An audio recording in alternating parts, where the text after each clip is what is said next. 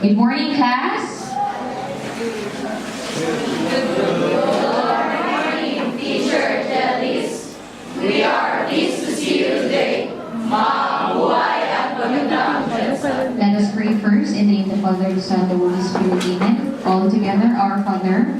Our Father, who art in heaven, holy be your name. Your kingdom come, your will be done, on earth as it is in heaven. Give us this day our daily bread, and forgive us our sins, as we forgive those who sin against us. Do not bring us to the test, but deliver us from evil. Amen. In the name of the Father, the Son, and the Holy Spirit. Amen. You may now sit down. We are with you? Yes. Okay, it looks like what? Exactly, okay. Public speaking was our topic last week rather. Am I right? Okay, now we are going to recapitulate first all of the things that we had discussed last week. Now, first, we discussed public speaking. Who could recall what public speaking is? Yes, Alex?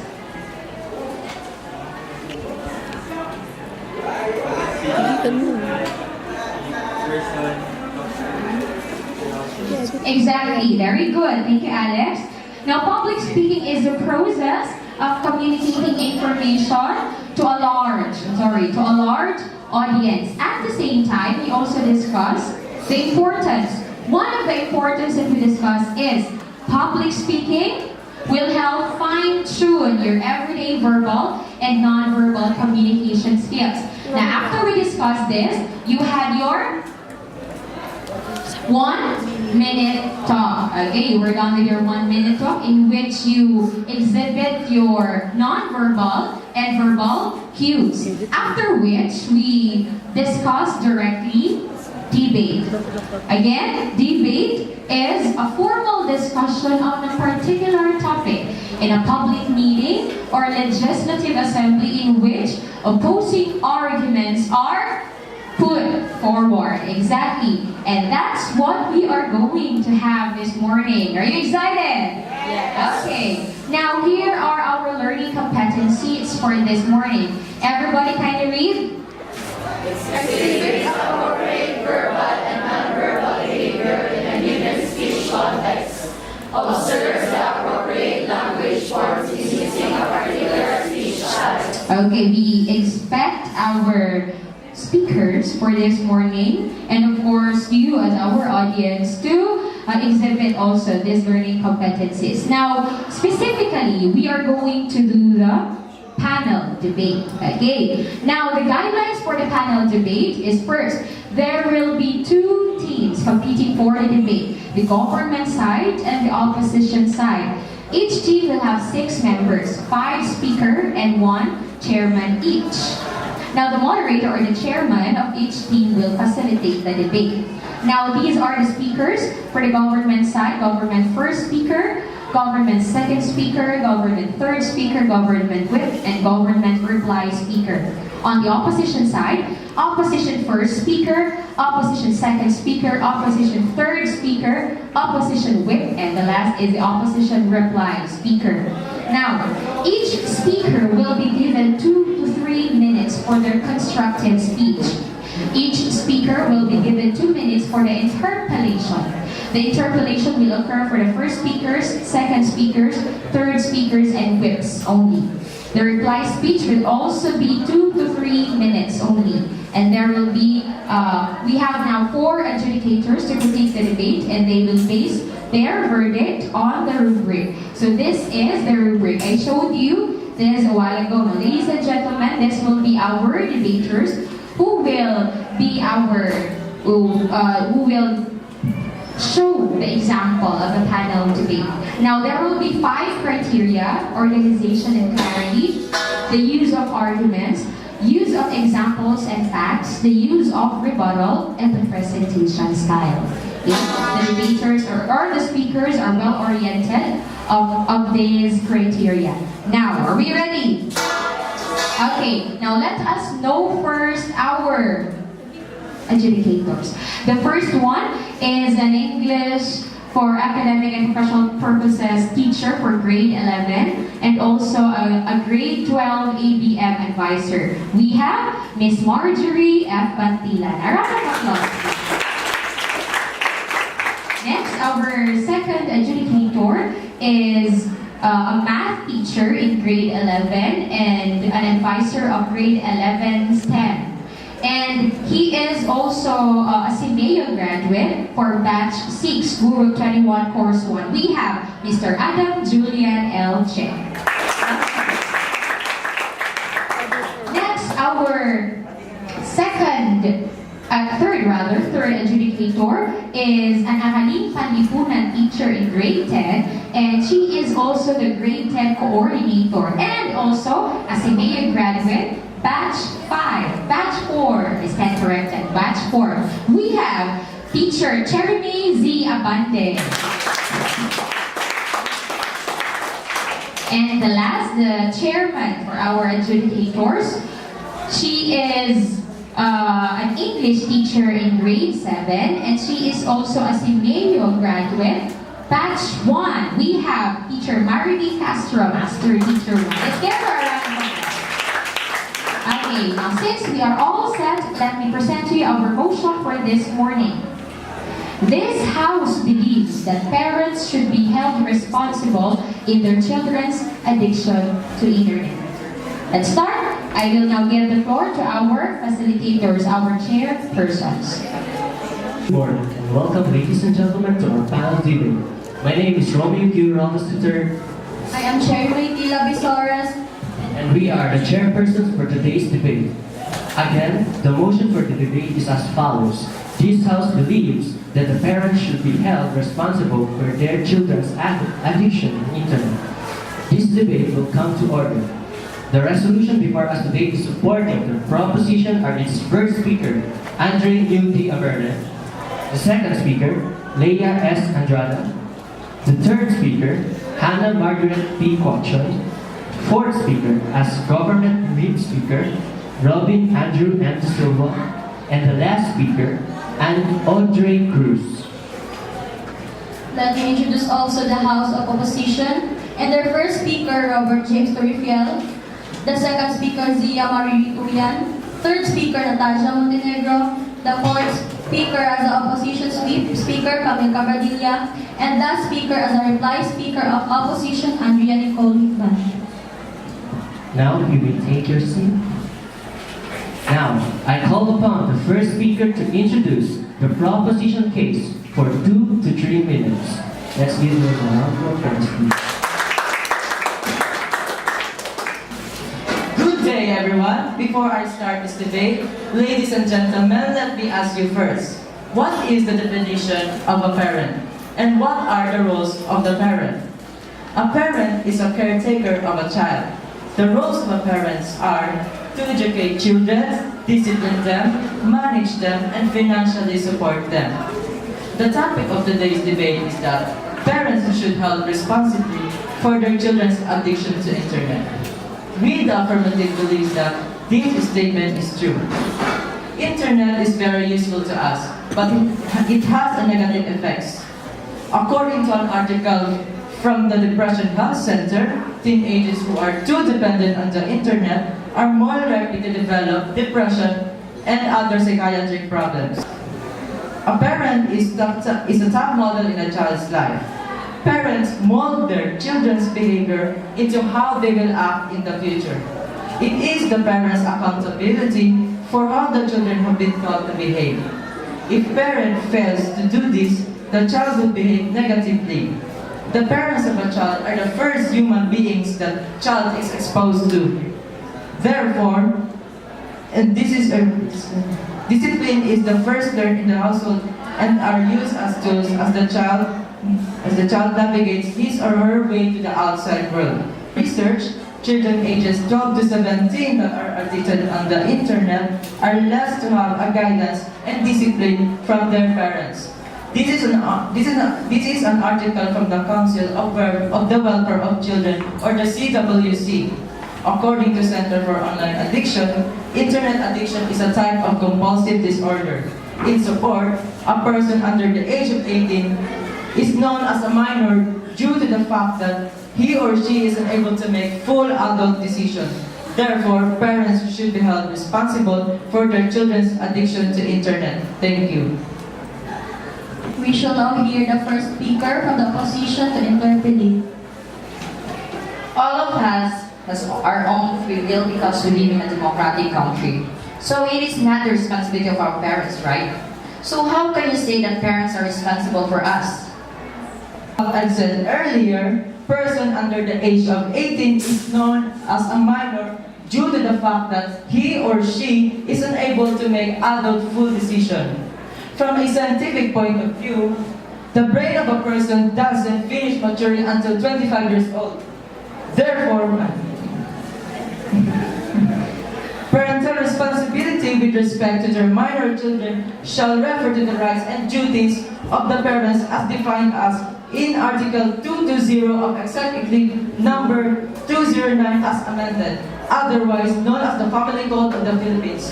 Maybe there's a juvenile law, but that doesn't mean parents are not responsible at all, because morally they are responsible. We shall now hear the first speaker from the opposition to give his constructive speech. Good morning again. Let me remind you, my dear opponent, we are now living in digital era where everyone are exposed on the internet. On our side, we believe that parents should not be responsible for their children's action. Children nowadays are addicted on social media, and sometimes they encounter cyberbullying and they judge people easily based on the picture. This case is finally relevant in our country, which is the Philippines. Children are legally liable for that issue because youth in this generation has more exposure in social media and other medium forms than the parents nowadays. It is not responsibility of the parents because the children is more aware than the parents in terms of modern technology. According to under House Bill 5718, or the proposed Anti-Cyberbullying Act of 2015, cyberbully shall face a penalty of fines ranging from 50,000 to 100,000, or imprisonment between 6 months and 6 years, or both the discretion of the court. Cyberbullying is a part of Anti-Bullying Act of 2013, but it only covers students up to high school. Adult victims can use the other provision of cybercrime law, like libel and identity theft. For minors, aside from the newly approved law, Children Against Abuse, Exploitation and Discrimination Act is recognized as one of the school possible laws that can be used by cyberbullying victims, especially if the act is done outside the school context. There are juvenile law that allows minor to be punished. Let me read you an article. A juvenile is a minor, which is most safe in a person under the age of 18. When a juvenile violates a criminal statute, the consequences are usually very different from those if another broke the same law. Sometimes, the juvenile court process is more lenient than the adult court, but sometimes it can be onerous. A juvenile offender can find himself in a juvenile court if he violates a criminal statute. That is a state or a federal law that allows violators to be punished by a sentence to jail or prison. In this article, it says children are more... Republic Act Number 1955, or the Juvenile Justice and Welfare Act of 2016 provides that young criminals ages 18 and below should not be imprisoned or punished if they commit a heinous crime. So, Mr. First Speaker from the opposition side, how can you prove me that I am wrong? This is a Republic Act. You are definitely wrong, Mr. Roberto. Let me read you again the juvenile law that I read recently. Okay lang. A juvenile is a minor which is most state to a person under the age of 18. Sometimes, the juvenile court process is more lenient than the adult. But sometimes it can be more onerous. A juvenile offender can find himself in a juvenile court and punished by a sentence to a jail or prison. So the minor can in prison if she commits the major crime. Thank you. I now call upon the second speaker to introduce the proposition case for 2 to 3 minutes. A pleasant morning, everyone. Upon supporting the first speaker that parents are morally responsible to their children toward internet addiction, we, as an affirmative position, believe that parents should teach their children the proper ways to use social media, and if possible, checking in once in a while. That means whatever their child does, it's their obligation. It would not be an invasion of privacy, rather they are obliged to do it. If children at a young age learn from the start the proper ways, it will make a lot of things easier when it comes to internet. According to the Family Code of the Philippines 2, Executive Order Number 209, Title 6, Paternity and Filiation, Chapter 1, Region Children, at Article 211, the father and mother shall jointly exercise parental authority over the persons of their common children in case of disagreement. The father's decision shall prevail unless there is a judicial order to the contrary. This Article 211 stating children shall always observe respect and reverence towards their parents and are obliged to obey them as long as the children are under parental authority, which is in Article 311. In support of this article, according to Presidential Decree Number 603, the Child and Youth Welfare Code Title 3, Child and Youth Welfare and the House, Chapter 1, Parental Authority, Section A in General, Article 17, Joint Parental Authority.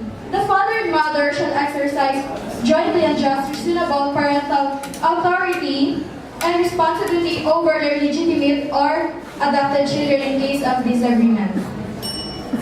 While parents have the right to make important decisions about their children's life, children, they also have certain legal duties. Parents are legally required to support their minor children, parental obligation typically, and when a child reaches the age of majority, which is 18 years old in most states. In statistics of DSWD, according to the attitude and rating about internet addiction of a 12 to 17 years old children, there are no different in terms of motive and respective approaches. In the current time, social media has become the biggest online advertising tool one could ever guess. Of course, we can't deny the goodness of connectivity and availability of user sharing information. Thank you. I would like to acknowledge the presence of our school principal, Ma'am Rowena Arta Breros. Welcome, ma'am. Okay, so can we now proceed? I now call upon the second speaker to interpolate.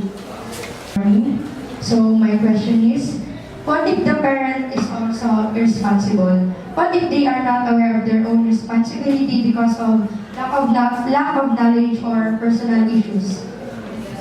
According to Article 17, Joint Parental Authority, the father and mother shall exercise jointly just and reasonable parent authority and responsibility over their legitimate or adopted children in case of disagreement.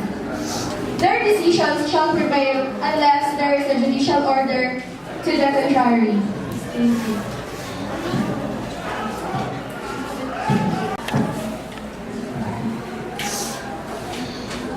Good morning, ladies and gentlemen.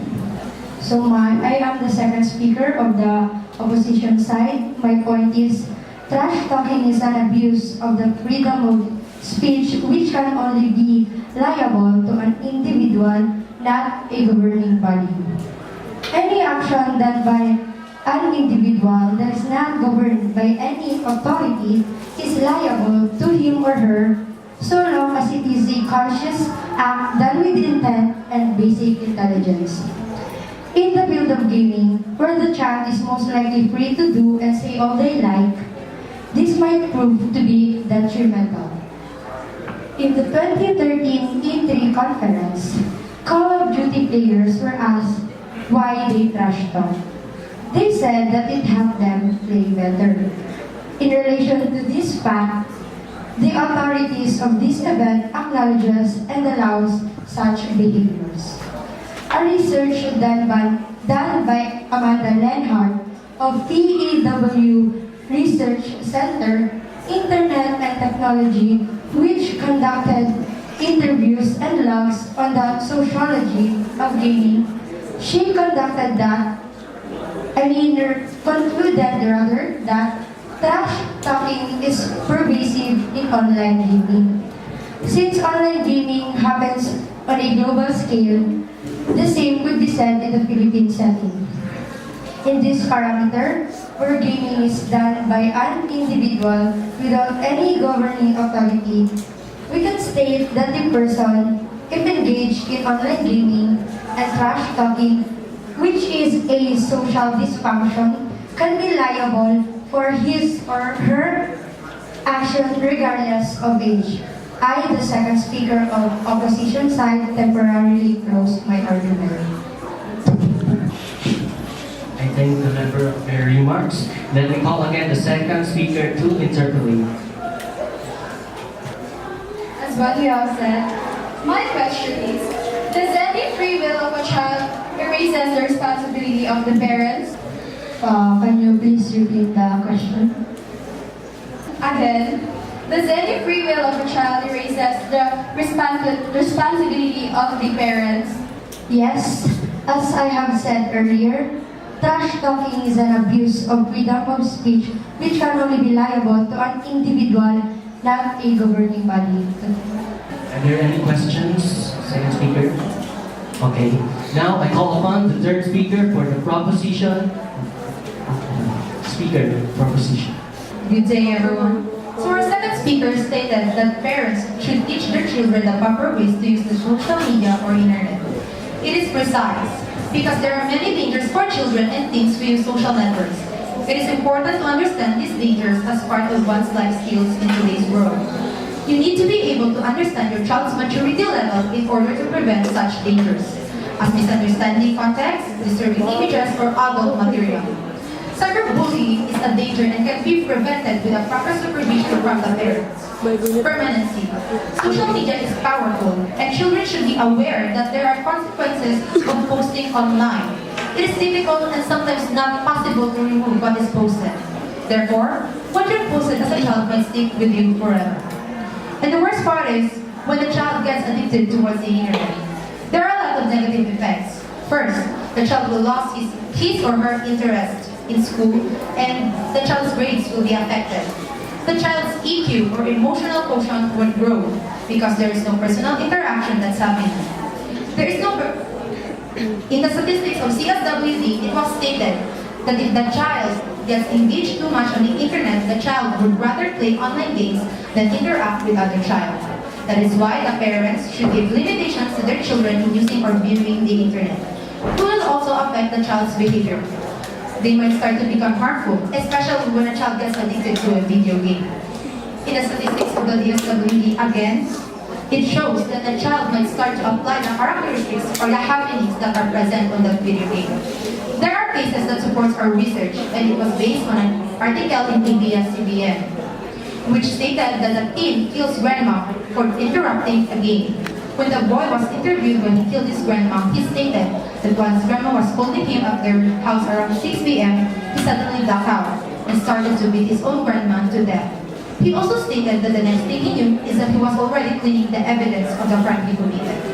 And it was also stated in that interview that this boy doesn't have a proper guidance from his parents. His parents are separated and have a family of their own. So just look at the result of not guiding the child when using the internet or when a child gets addicted towards the internet. Right now, the child is in the care of DSWD. This is just one of the million cases that states an underage killing someone just because of an online game. Actually, the recent one was broadcasted on TV. A 16-year-old boy killed a 13-year-old boy just because of an online game. Just imagine the harm that can be brought by the internet to the children if their parents won't guide them. So that's why we, on the affirmative side, believes that the parents should be responsible for their child's addiction towards internet. Thank you.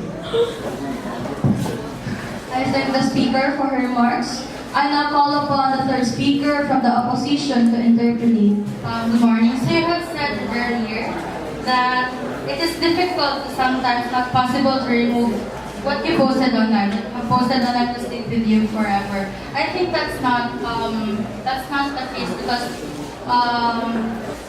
because you can delete posts online. So can you please prove to me, give a factual research that what you post online cannot be deleted? As what I've said earlier, there are times that if the kid posted something online, it won't be deleted. Just like, for example, you search something online in your Google account, just like that. It won't be, the history won't be deleted immediately. It can be erased, just like it would just stay there forever. I have another question. You stated earlier from your article, like the boy killing his grandmother. You stated there that his parents are separated and they have families of their own. So don't you think that since he is quite abandoned and his parents are separated, don't you think that the child is liable for his or her actions since there is no parent present to guide him or her? So, thank you for your question. The boy was under the guardian of his grandmother, so it should be responsible. It would be still the responsibility for the parents, since it was their child. I call upon the third speaker from the opposition for her constructive speech. So ladies and gentlemen, good morning. A while ago, the speaker before me stated that trash talking is an abuse of freedom of speech. We can only be liable to an individual and not the governing body. This statement clearly supports our claim that the child is liable for his or her addiction to the internet. Ladies and gentlemen, parents will always be parents no matter what. Our culture as Filipinos, for as long as you are living with your parents in one house, the children are bound by their rules and parents still feel that they are responsible even if children are above majority age.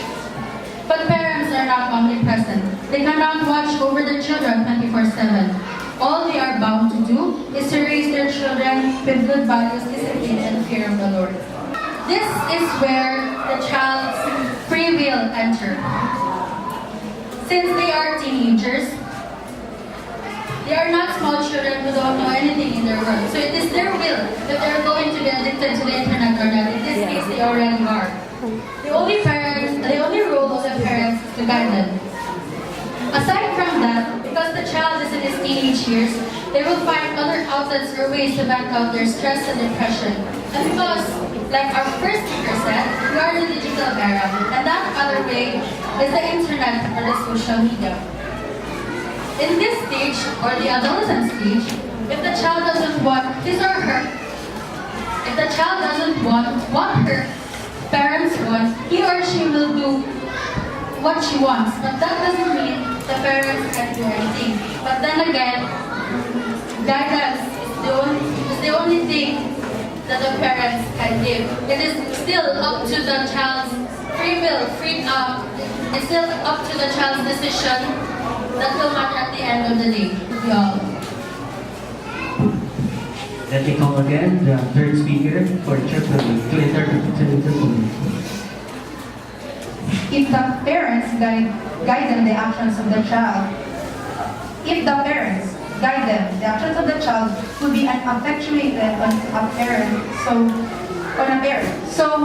how can you say that the teachings of a parent and actions of the kids are not interrelated? Can you show some evidence?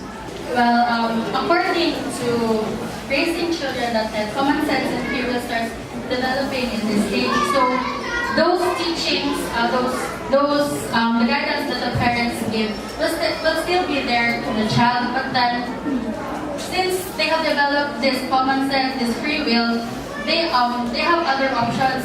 For them, their major option is their own decisions, and that there's the possibility that they will neglect what their parents told them. Are there any questions? Okay, thank you. I now call upon the lead speaker from proposition. So excuse me, ladies and gentlemen, for I am going to witness opposing thoughts. You might probably didn't know that your point is to prove that parents are not responsible for their kids.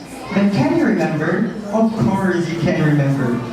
There are situations that you focus on children should or ought to be independent so they can be responsible for themselves. Which is when a child is relying to his parent, the parent is more responsible. Nowadays, does children totally independent? Of course not. So you helped us prove our point that parents are indeed responsible for their children, and we thank you for that. Second, according to your third speaker, those statements that they put into words came from RacingChildren.net. Next, House Bill 5718, or Proposed Anti-Cyberbullying Act of 2015. A bill is a proposed legislation that becomes an act or a regulation as the case may be once it has been discussed and debated by the members of the Parliament, who can introduce changes in the bill as they deem fit. So, the bill is the proposed one, and act is the approved one. What is House Bill 5718? As you have said, cyberbullying shall be penalized from 50,000 pesos to 100,000 pesos, imprisonment between 6 months and 6 years, or both as the discretion of the court. But you didn't mention that the only legal age should be in prison. You should have researched well, but that doesn't matter. Let's get back to our topic. Next, why didn't the council agree that House Bill 5718 should be approved? Because according to www.congress.government.ph, it is contradicting the Republic Act number 9344 that children shouldn't be penalized, but instead the parent. Also, because of consideration of a cultural and religious perspective, like Muslims, thereupon, parents are still responsible to those cyberbullying acts of their children because there is Republic Act number 9344 and House Bill 5718 is not approved. Thank you. I thank the speaker for his remark. I now call upon the fourth speaker for the opposition speak to interpolate. Nowadays, we can say that children can be independent. How can you say that children isn't dependent?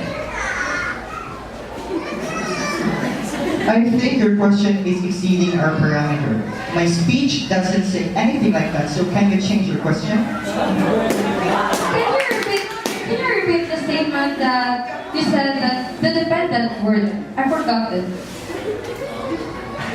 I didn't say dependent, it's independent. You focus on children should or ought to be independent so they can be responsible, instead of focusing that parents are not responsible for their children's actions towards using the internet.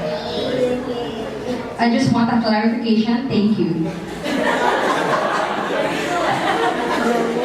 I now call upon the fourth speaker for the lead from opposition. Good morning, ladies and gentlemen, and honorable adjudicators. I am the whip from the opposition. This House believes that children should be liable for their addiction to the internet. Children are legally liable for that issue because youth in this generation has more exposure in social media and other media forms than the parents nowadays. Opposition's first speaker stated in his constructive speech that parents should not be responsible on their children's action. Children nowadays are addicted to social media, and sometimes they encounter cyberbullying and they judge people easily on the picture or videos. It is supported by a law that caters bulliers' cyberspace. Under House Bill 5718, Anti-Cyberbullying Act of 2015. It is not the responsibility of the parents because the children is more aware than the parents in terms of technology, modern technology. There's a juvenile law that allows minor to be punished. Let me read you an article. A juvenile is a minor which in most states is a person under age of 18. In this article, it says children are more liable on their actions, not the parents. According to the second speaker, trash talking is an abuse of freedom of speech which can only be liable to an individual, not a governing body. The second speaker supported her arguments by an excerpt expert from Amanda Lehart of PW Research Center conclusion and 2013 E3 conferences Call of Duty player survey. They are teenagers. They are not small children who don't know anything in the world. They have free will, and since they are in adolescent years, they will find other outlets or ways to vent out their stress and depression. As an opposition whip, I rebut the government is their source.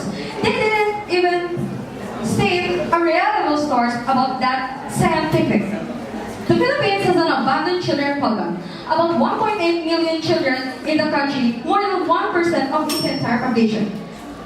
So if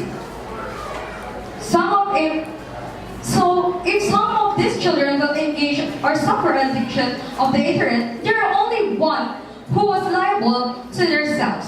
And also, because of lack of sources of money, some of them will steal or commit robbery in order for them to have some to use for internet. For these reasons, this house believes that children should be liable for their actions. Addiction to the internet. Thank you. Parents are not liable or obliged for their children's action. So this is a general question. Let's have the situation into you. If you were to do something bad like stealing and etc., because your parents force you and you're just frightened and terrified, that's why you did it. Morally, can you say that it is fair for a child to be punished? According to www.psychologyscience.com.ph, Filipino children up to 63% are used to be frightened. So would you disregard the 37%? Of course not. So do you find it fair? Why and how? Excuse me, Miss the government whip. You can use the personal issue against. And don't you know the word conscience? Of course, I didn't use personal issues. My question is about the society of children who commits wrongdoings because of their parents. You are a child, diba? You're a child. You are under 18 years old. That's why I ask you to answer it because you're one of the medium I want to know.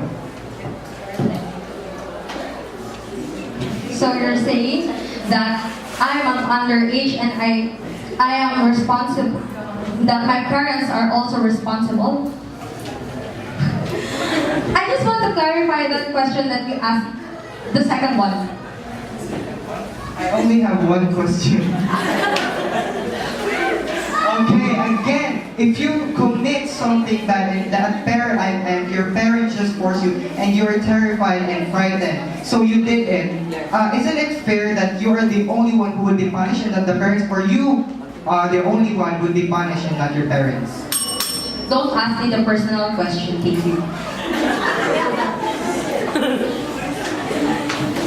And gentlemen, according to a survey done by Raptor.com, people consume 3.2 hours of using the internet on mobile and 5.2 hours on desktop and tablet. It is without a doubt that the internet has become a part of people's everyday lives. The internet is undeniably useful, especially for the youth. It is used to gain information and presented a whole new meaning to convenience. People can do numerous things with it without having to work hard to achieve the purpose. For Filipinos, staying connected is a fundamental need. Information empowers the nation in many ways. To end this debate, here is a wrap-up of some points that went on during this debate. For our first speaker's point, children is legally liable for the cyberbullying issue because youth in this generation has more exposure in social media and other media forms than the parents nowadays. It is not the responsibility of the parents because the children is more aware than the parents in terms of modern technology. For our second speaker's point, trash talking is an abuse of the freedom of speech which can be liable to an individual, not the governing body. And according to our third speaker's point, the child is liable because the child has free will in her parent. Therefore, due to our superiority and our support of arguments, the opposition side stands and takes this debate home. I, the opposition side, reply speaker, permanently close our case. Thank you. I thank the opposition speaker. At this time, I will call upon the last speaker to deliver the last speech supporting the case. Once again, good morning, ladies and gentlemen. The opposition has tried to explain that parents were less knowledgeable when it comes to using some social medias because we're in a digital era without giving evidences or statistics to prove his point. Second, also the speaker didn't go with the topic, which is the responsibility of the parents to use the internet, but only she focused on the trash talking part. Their arguments are filled with nasty generalizations that do not support their claim. In contrast, this House provided substantial evidences as to why parents are held responsible for their children's addiction to the internet. As what the government's second speaker said a while ago, according to the Family Code of the Philippine 2, Executive Number 209, Title 6, Paternity and Filiation Chapter 1, Legitimate Children, Article 211, the mother and the father shall jointly exercise parental authority over the person of their common children. In case of disagreement, the father's decision shall prevail unless there is a judicial order to the contrary. From this statement, while parents have to make important decisions about their children's life, they also have certain legal duties. Parents who fail to legally support their minor children can lead to neglect or abuse charges in most states.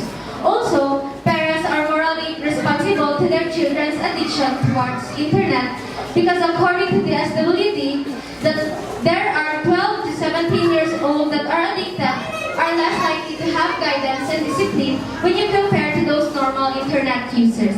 It affects the children's way of thinking on his or her daily life, which can bring a lot of negative effects in the near future, which was the third speaker of this House provided an evidence. Through this addiction, it would affect the child's behavior, like they might start to become harmful, especially when they get addicted to some video games. The statistics from the DSWD shows that the child might start to apply what he has seen on the video game in real life. News reports related to these situations were rampant due to the lack of guidance from parents. Just imagine the harm brought by the internet to those children. That's why this House, we, the affirmative, believe that parents are held responsible for their children's addiction to the internet. Therefore, due to our superiority in our support of arguments, the affirmative stands and take this debate home. So with that, I now permanently rest our case. Thank you. Now, we would like to thank all speakers in each houses for concluding the debate. I will give now the floor to Ms. Jelly Sarabillo.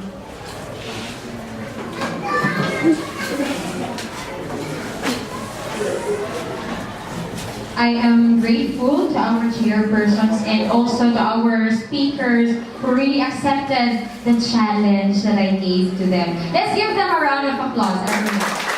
Okay, now,